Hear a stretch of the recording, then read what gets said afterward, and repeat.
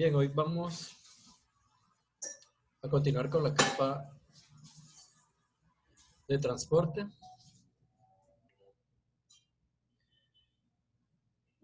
Y pues vamos a ver una de las funcionalidades más importantes a nivel de redes, que es justo la transmisión confiable de información. En este caso, nosotros vamos a trabajar con el protocolo TCP. Ya hemos mencionado que TCP es uno de los protocolos más emblemáticos, más importantes para la transferencia de información. Y justamente fue diseñado para tener redes confiables.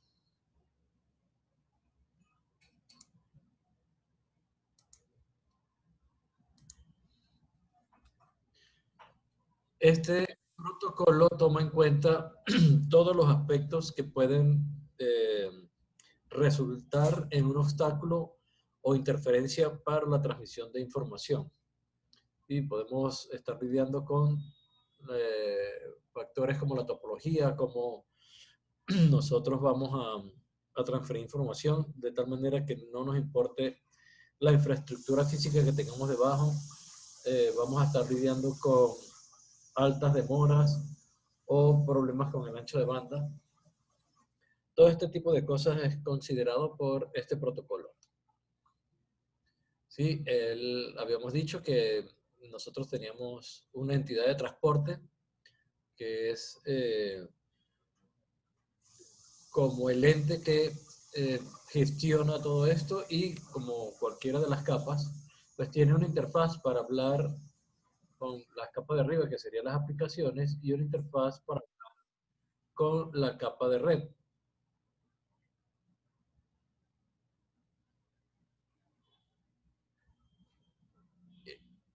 Ya sea en el origen o en el destino, él puede hablar con uno u otro, y por supuesto puede también conversar o tiene una interfaz para intercambiar información directamente con sus pares, o como se le llama en inglés, peers. Este TCP pues viene en un pedazo en el sistema operativo, trae bibliotecas de funciones, o puede ser también un proceso de un usuario, donde nosotros vamos a encontrar los distintos componentes de este protocolo. El PDU, recuerden, el Protocol Data Unit, aquí lo llamamos streams o flujos.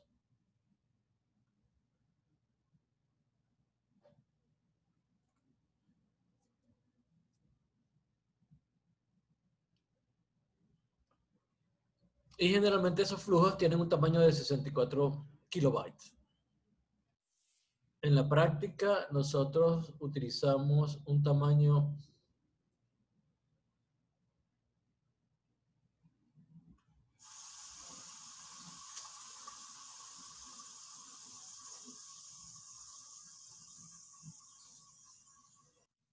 cuando se lo pasamos a Ethernet de 1400 bytes.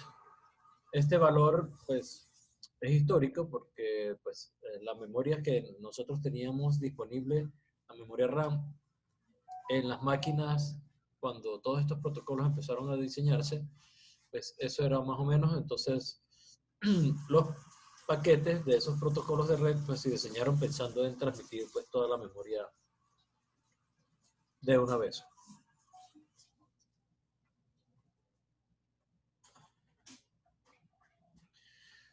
Nosotros utilizamos un modelo de emisor y receptor en TCP.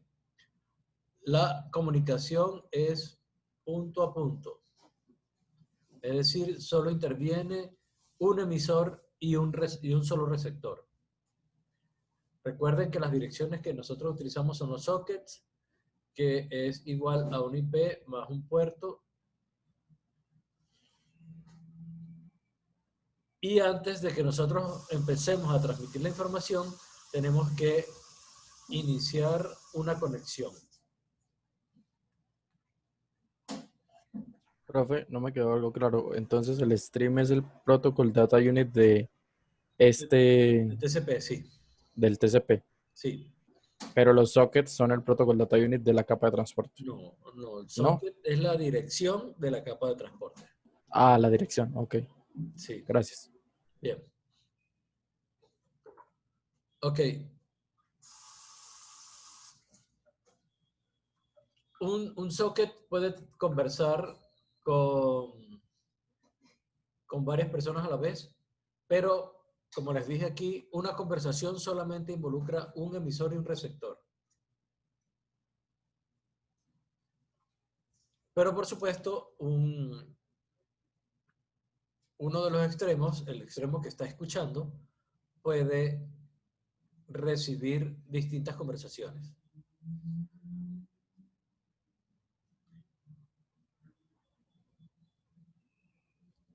Cada conversación, como les he dicho, es identificada con el socket origen y destino. Yo aquí le llamo de manera informal conversación, pero de manera oficial estamos hablando desde conexiones.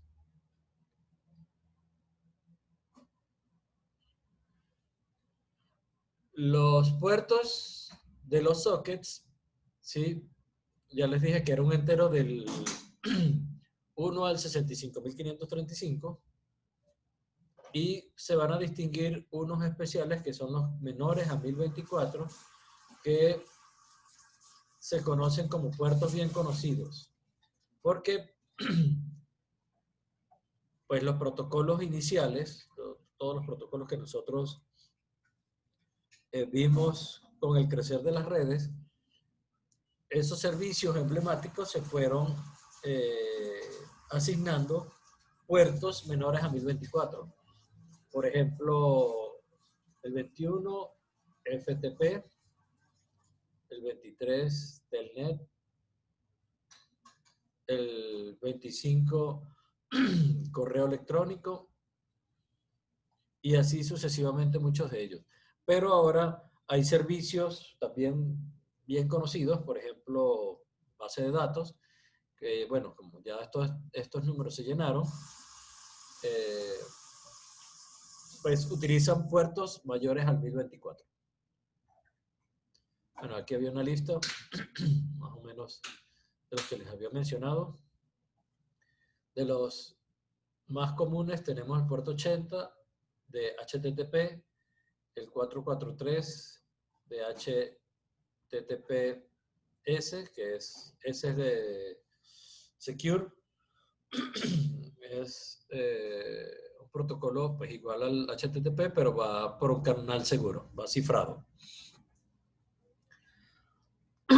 Para poder eh, comprender un poquito cómo funcionan los programas que utilizan TCP, vamos a revisar cómo se manejan los procesos en un sistema operativo multitarea. Y nosotros tenemos acá, por ejemplo, unos procesos. Primero, un proceso es un programa en ejecución.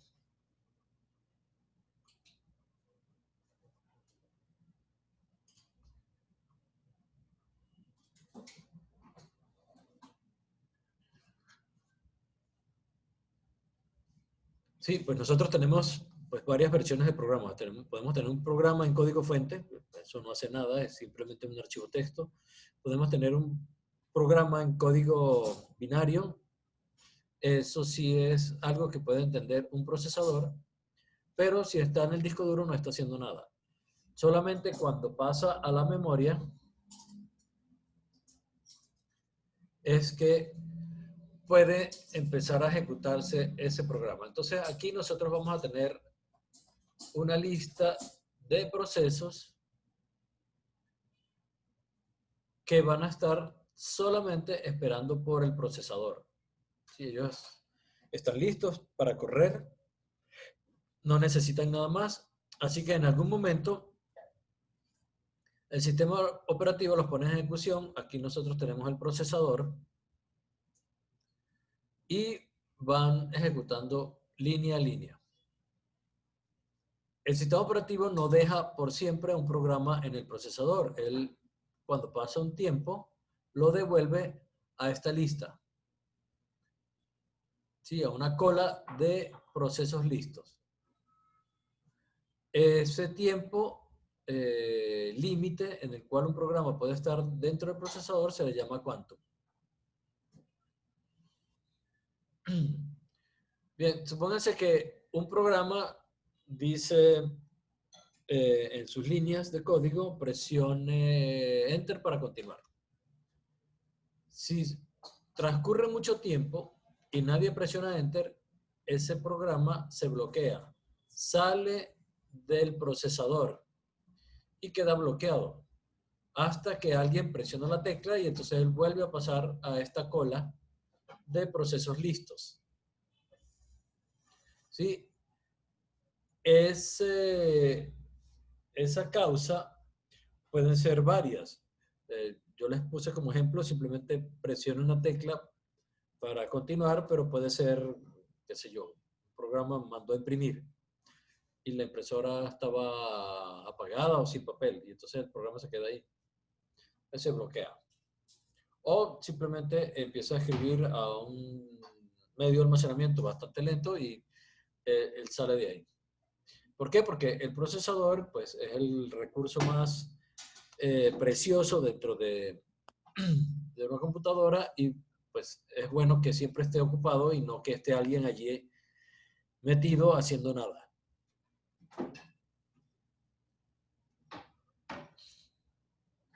Bien, si por ejemplo el programa se quedó allí y nadie presionó una tecla y se fueron todos para casa, el sistema operativo incluso lo saca de la memoria. Ya no está ahí, sino le quita la memoria. Recuerden que un programa para ejecutarse tiene que estar en memoria RAM. Bien, entonces en ese estado se llama suspendido bloqueado.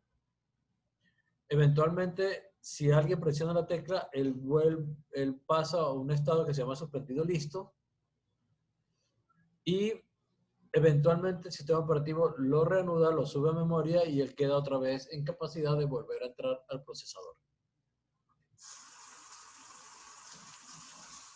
Este estado en particular es muy importante porque es un proceso que no necesita nada para correr, pero es un proceso que libera recursos, por ejemplo la RAM.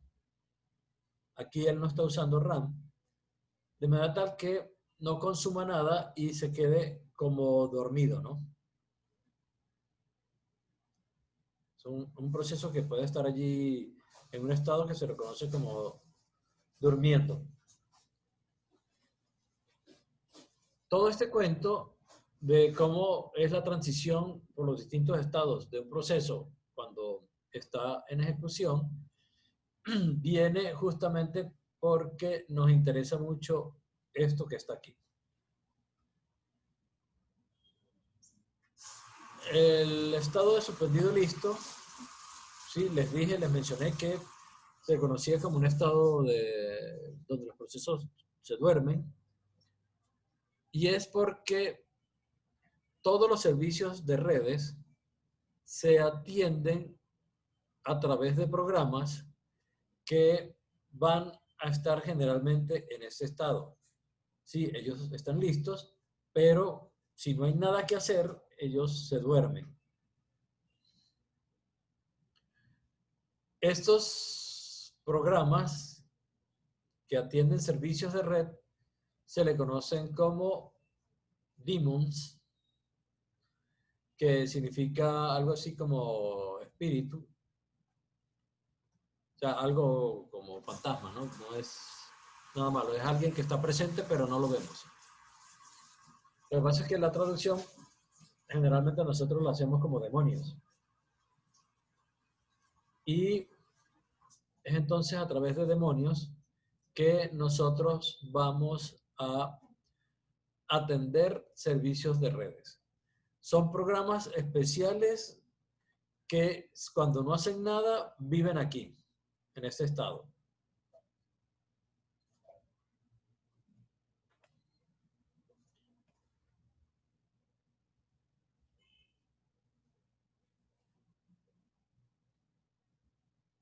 Nosotros podemos tener, por ejemplo, si en una máquina hay varios servicios, por ejemplo, un servidor web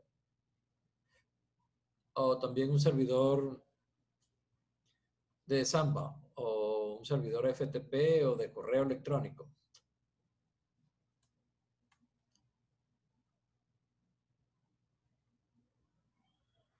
Entonces, pues habrá muchos clientes que hacen solicitudes de distintos servicios. Aquí tendríamos entonces que tener varios demonios para atender cada uno de ellos. Hay sistemas operativos, por ejemplo Linux, que utilizan un demonio que simplemente escucha por todos los demás y uno lo configura para que una vez que reciba una solicitud de un servicio y él sepa cuál es ese servicio, entonces va, llama al demonio correspondiente, él atiende la solicitud y envía la respuesta. Pero este es el único demonio que está vivo. Para no tener allí varios demonios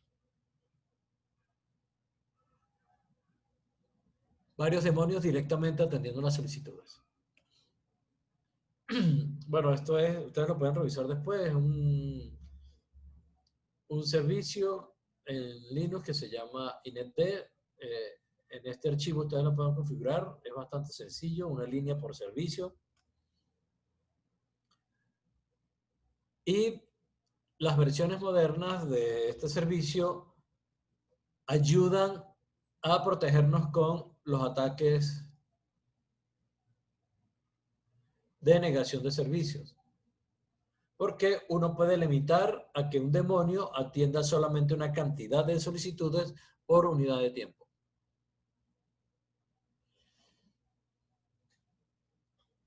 Nosotros vamos a trabajar con un código, ¿sí? Que yo los tengo preparados, que funciona como demonios, ¿sí? Con todas las instrucciones necesarias para que él, cuando después de cierto tiempo, se vaya a dormir.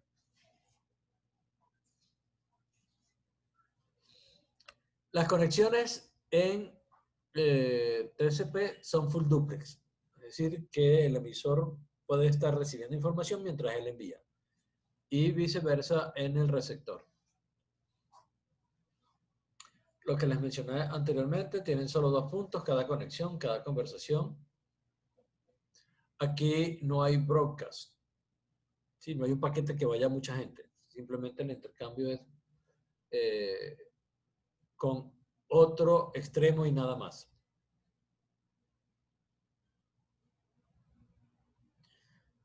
Generalmente cuando un proceso tiene información para transmitir, esa información se almacena previamente en un buffer y de vez en cuando el sistema operativo vacía el buffer y lo envía a la red. Pero uno puede agilizar este proceso, no que se quede esperando allí a que alguien lo envíe por la red, sino uno lo puede configurar, bueno, váyase de una vez, ¿sí? No se quede esperando. Bien, estos son algunos de los detalles del encabezado del protocolo TCP. El encabezado mide aproximadamente 20 bytes.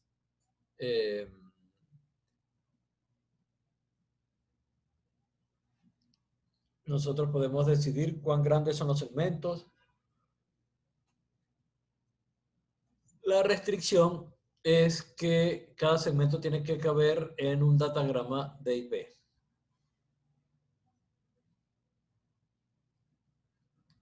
Y tiene que ser máximo 1500 bytes por los paquetes de Ethernet, que también es allí el paquete final de más abajo donde nosotros vamos a transmitir la información. Esto que está aquí es más o menos el encabezado de TCP. Tenemos el origen, el destino, un número de secuencia, un número de reconocimiento, ¿sí? Por cada paquete, pues nosotros le asignamos una etiqueta con un número y chequeamos de que ese señor haya sido recibido correctamente. Si recibimos un reconocimiento con este número, entonces tiene que coincidir con este para saber cuál es el paquete que nos están reconociendo. La longitud de la cabecera, el tamaño de la ventana, y esto es muy importante. ¿Recuerdan lo que era la ventana? La ventana deslizante.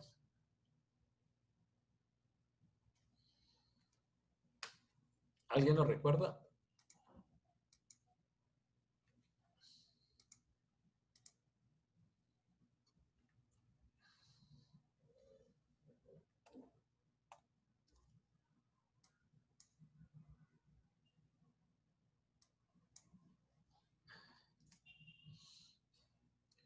Bueno, nosotros tenemos la línea del tiempo del emisor y la línea del tiempo del receptor. Este señor envía un paquete y tarda cierto tiempo. Y ese tiempo es esa inclinación que tenemos aquí. Eso tarda cierto tiempo en procesarse por el receptor y envía un reconocimiento. ¿Recuerdan el producto del ancho de banda por la latencia? ¿Qué era?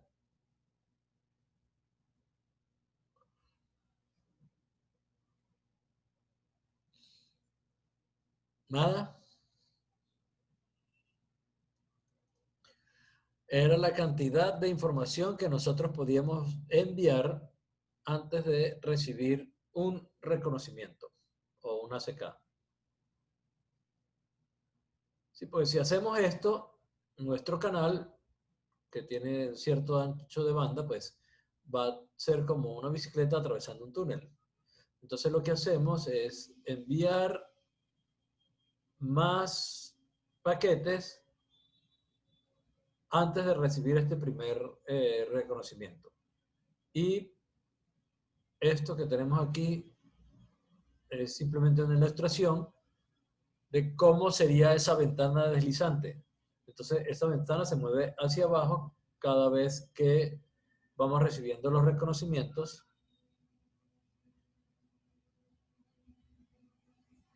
Para seguir enviando paquetes. Entonces, la ventana lo que determina es la cantidad de información que vamos a enviar o que se puede enviar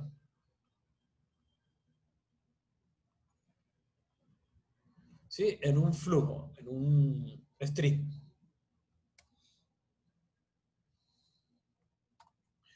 Entonces, TCP tiene ese parámetro allí. Usa checksum, un apuntador que puede indicar urgencia, es decir, para despacharlo rápido, no se quede esperando en el buffer. Algunas otras opciones adicionales y, por supuesto, la data que nosotros, o la información que nosotros vamos a querer transmitir.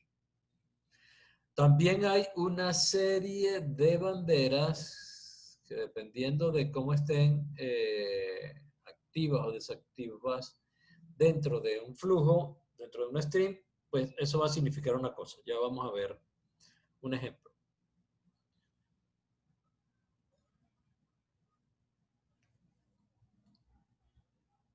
Una de las banderas es ACK, ¿no?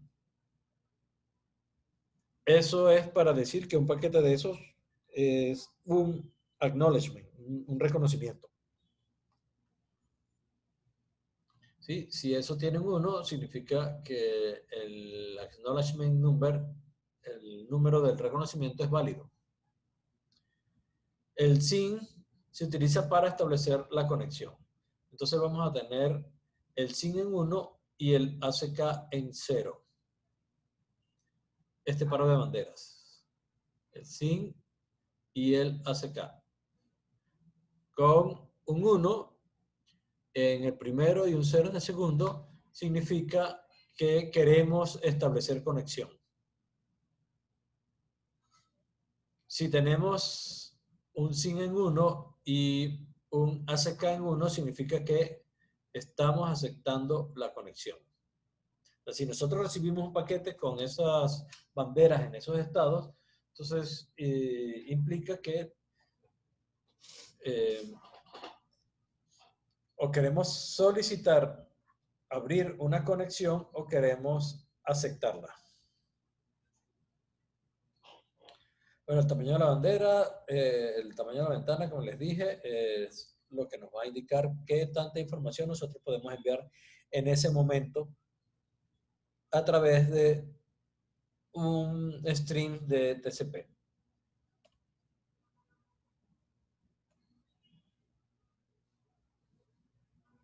Ya nosotros vamos a ver con una práctica cómo podemos visualizar TCP. Y también vamos a tratar de capturar una conversación TCP para ver cómo es la estructura de esa conversación.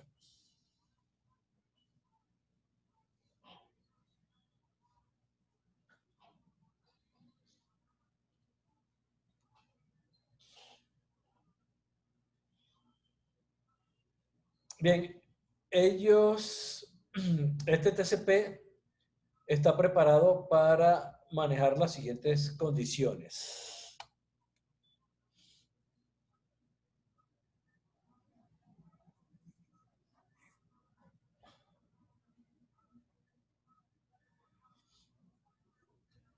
Supónganse que estamos en una red.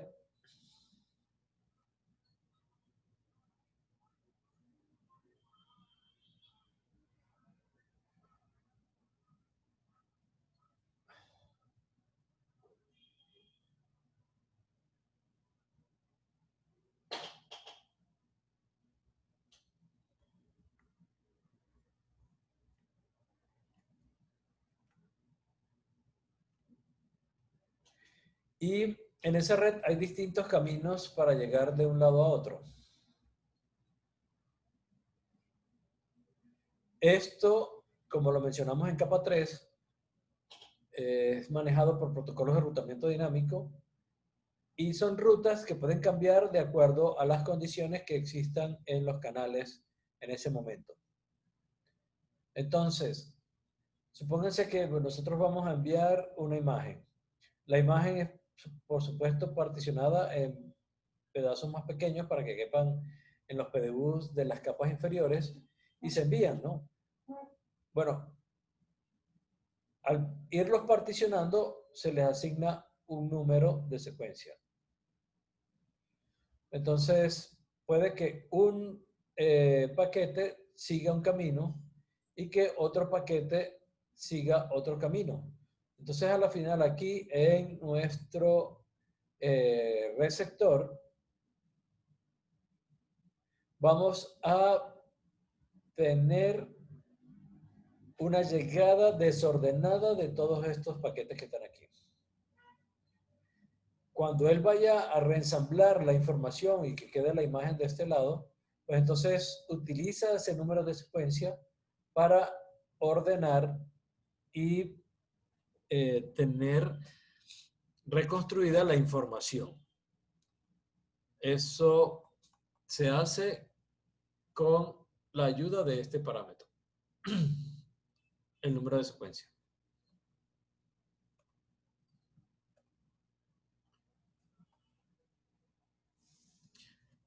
Otro de los elementos que maneja TCP son los timeouts, son los tiempos límite. Cuando un emisor envía un paquete, él no se queda esperando toda la vida por el reconocimiento. Si se supera esta cantidad de tiempo, entonces él lo considera perdido y lo reenvía. Ese es el detalle más importante que tiene este protocolo, ¿no? Que cualquier paquete que él asuma que se pierde, pues va a reenviarlo.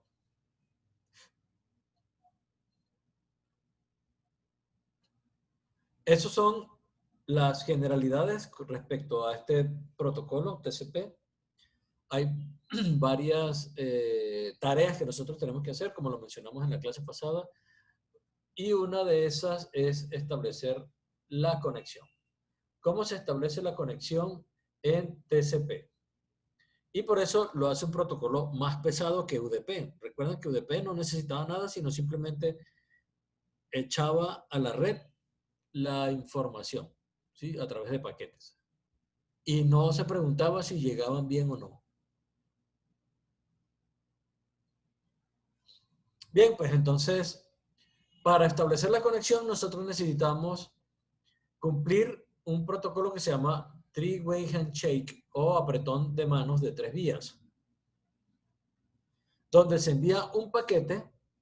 ¿Sí? Recuerden que ese primer paquete quiere decir, mire, quiero abrir una conexión. Entonces el SYN va en 1. Este señor, pues sí, acepta la conexión.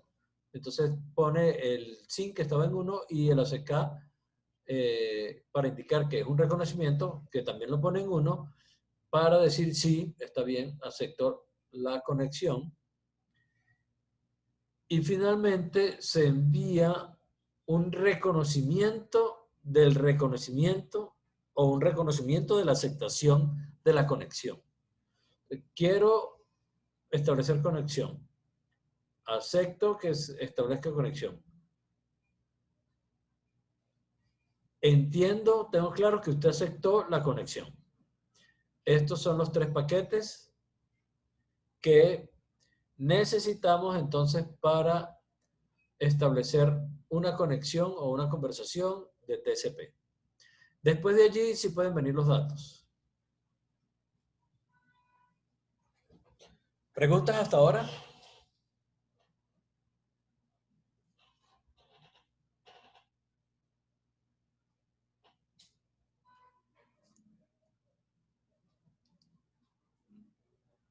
¿Dudas? Este protocolo tienen que entenderlo bien y todos los otros protocolos, por supuesto. Si ustedes quieren entender bien cómo es la seguridad de sus servicios. O sea, en algún momento, si usted sospecha o si algo sucedió, usted tiene que estar en capacidad de reconocer a través de la lectura de los paquetes que se enviaron o se recibieron eh, si hubo algún problema de seguridad. Por ejemplo, bueno, no. Vamos, antes de mencionarles esa parte, vamos a ver cómo es el mecanismo para el cierre de la conexión. Y ese mecanismo utiliza 4 segmentos. ¿Cómo son? Bueno, el emisor indica que quiere terminar la comunicación y el servidor entonces reconoce que él indicó que quería terminar la comunicación. Pero eso no se queda allí. El cierre de la comunicación tiene que ser expresado por ambos, por el emisor y el receptor. Entonces, en este caso, el receptor también tiene que enviar un paquete, quiero terminar la comunicación, y el emisor tiene que reconocer ese paquete. Solamente cuando estos 4 paquetes se envíen y se reciban, es que se cierra o se considera cerrada la conexión. Si vean que para tareas sencillas como empezar a comunicarse y terminar a comunicarse, pues se requieren más de un paquete. Pero eso nos sirve para poder superar los obstáculos que pueden presentarse en la red. ¿Cómo nosotros podemos ver que estamos sufriendo un ataque o que alguien está intentando atacarnos?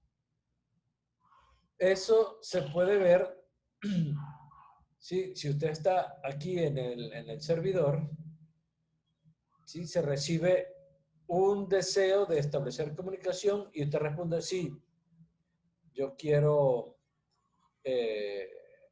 yo acepto su deseo de establecer comunicación. Sí, ya vimos que lo normal es, ok, yo reconozco que usted está aceptando la comunicación y después empiezo a transmitir datos. ¿De acuerdo?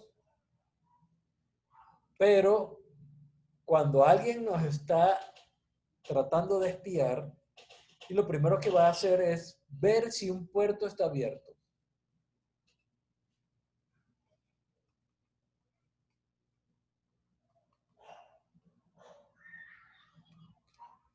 Bien, si un puerto está abierto, significa que por ahí podemos empezar a tratar de penetrar la red. Es como un atacante haciéndose pasar por cliente se da cuenta de que un puerto está abierto. Entonces, envía su deseo de conexión, de establecer conexión, y este señor, si está abierto ese socket, si está escuchando, entonces va a enviar un reconocimiento de la, el deseo de transmitir información que se hace inicialmente por acá, con este paquete. Y él, en lugar de enviar, ok, yo reconozco que usted está aceptando la comunicación, en vez de hacer eso, envía un mensaje de fin, es decir, un mensaje para cerrar la comunicación. Bueno, usted llegó, trató de decirme que se quería conectar, pero no lo hizo. Y no se envía ningún dato.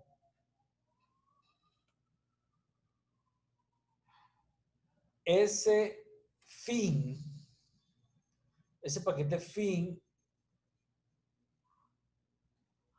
fuera de contexto, significa que alguien está husmeando, tratar de husmear en nuestro servidor.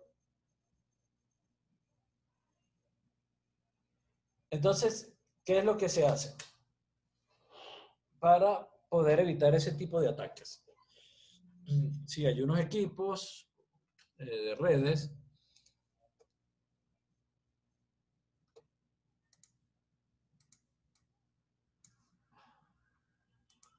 que guardan temporalmente las conversaciones. Entonces que aquí tenemos un router, por un lado está internet y por el otro lado está nuestra red.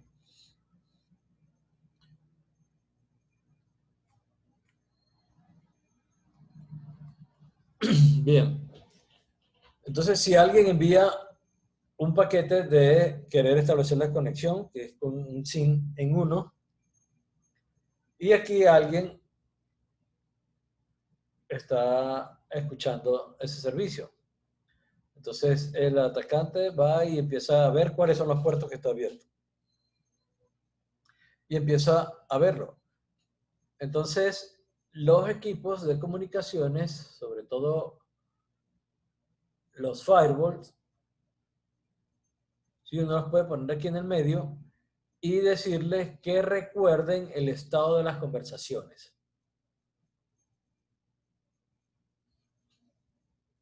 Eso como para llevar la cuenta de que esto puede ocurrir. Entonces, quiero conectarme, le acepto su conexión y en vez de enviar, reconozco que usted está aceptando la conexión, entonces envía un fin. Bueno, al atravesar estos paquetes por el firewall, entonces el firewall se da cuenta y dice, no, ya esa conversación la bloqueo porque lo que están tratando de hacer es un barrido de puertos. Entonces, les muestro cuál puede ser una de las fallas o de las muestras de cómo podrían empezar a atacarnos y también entonces les estoy mostrando cuáles son las ayudas actualmente para combatir ese tipo de ataques. Si usted no tiene aquí un firewall, entonces va a tener que activar el firewall propio del servidor, ¿sí? Que es un firewall de software, o simplemente cerrar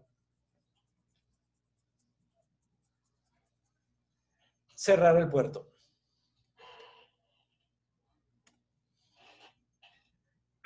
Bien, Estos son los distintos estados por los que puede pasar una conversación de TCP. Sí, podemos tener una conversación cerrada, podemos tener a alguien a uno de los extremos escuchando, es decir, preparado para recibir una solicitud. Eh, Podemos sincronizar la recepción y el envío. Podemos tener una conversación en el estado de establecida y eh, esperando por el fin de uno o esperando por el fin del otro, ¿no? Los paquetes de fin de conversación, ya sea del emisor o del receptor. Se puede estar cerrando la conexión o se puede estar esperando por el cierre de esa conexión y, bueno, revisar cuál es el último reconocimiento que eh, recibimos. Este diagrama de estados nos permite pasearnos, ¿sí? Dependiendo de qué es lo que haya sucedido por los distintos estados que les comenté. ¿Preguntas?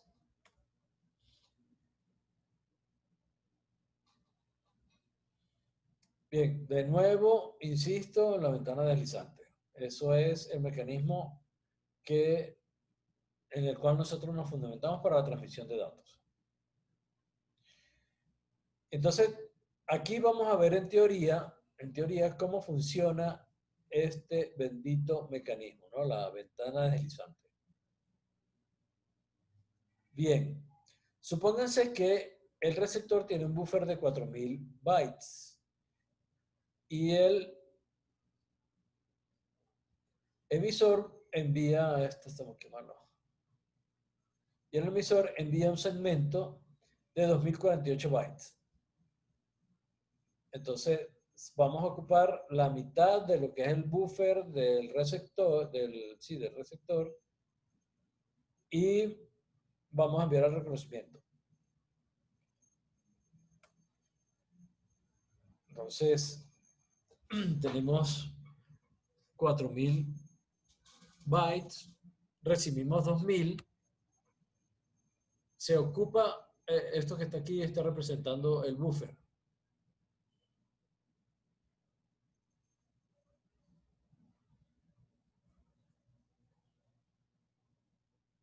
Y esto está ocupado, mientras que el receptor o el servidor empieza a consumir esto que está aquí.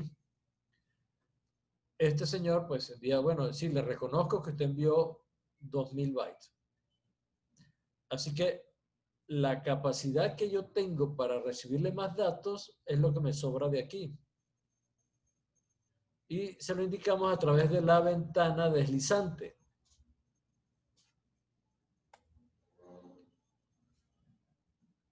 Y eso es entonces como ese mecanismo que hemos hablado de él varias veces en las clases, ¿sí? La ventana deslizante, ya vemos aquí cómo es que funciona, para qué sirve. Bueno, entonces este señor se da cuenta que lo único que puede enviar son 2K y pues envía esos 2K. Este buffer se llena y él envía, dice, bueno, ya no puedo recibir más información. Y pone la ventana en 0. Entonces este señor se da cuenta, recibe, toma este valor, dice, ah, bueno, ya no le puedo enviar más nada porque está full.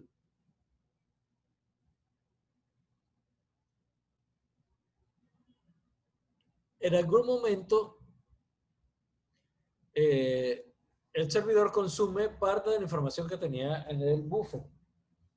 Y entonces él envía de nuevo un reconocimiento diciendo, ah, bueno, ya tengo libre 2K, así que puede continuar enviando. Entonces, si envía un K, pues le va a quedar un K libre y así sucesivamente. Eso es como, de alguna manera ilustrativa, funciona esa ventana deslizante.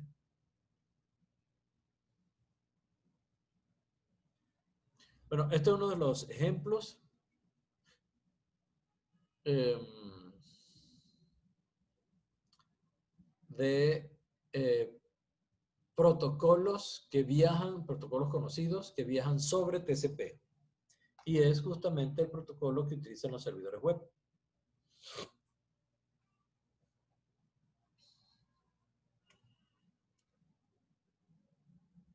Estos son algunos números, están un poco desactualizados, más o menos como crecieron las estadísticas a nivel de servidores web.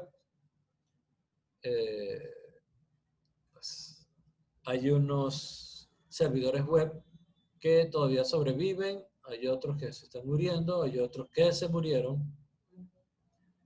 Y ahora tenemos los dos más famosos, Apache y Nginx.